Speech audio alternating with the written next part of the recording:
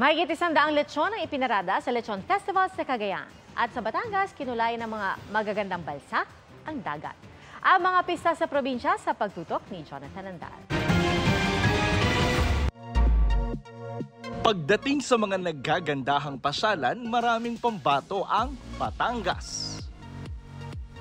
Siguradong hindi ka mayayamot sa kaliwat ka ng atraksyon tulad ng dagat ng Matabungkay. Sa asul na dagat, lumutang ang mga kulay sa selebrasyon ng Balsa Festival 2024. Ang mga disenyo, mga kasaysayan ng Pilipinas.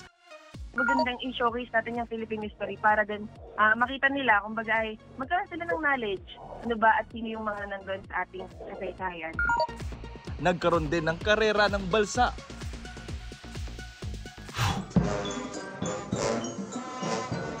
Kapag sinabi namang Dagupan City, siguradong dagsa ang mga bangus.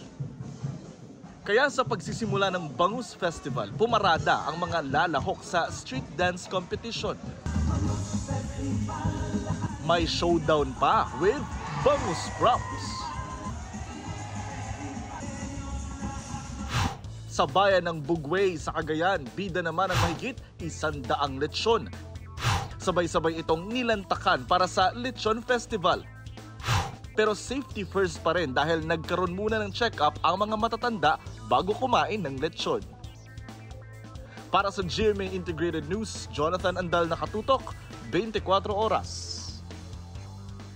Mga kapuso, patuloy na tumutok sa mga balita, mag-subscribe sa GMA Integrated News sa YouTube. Sa mga kapuso abroad, samahan niyo kami sa GMA Pinoy TV at www.gmanews.tv.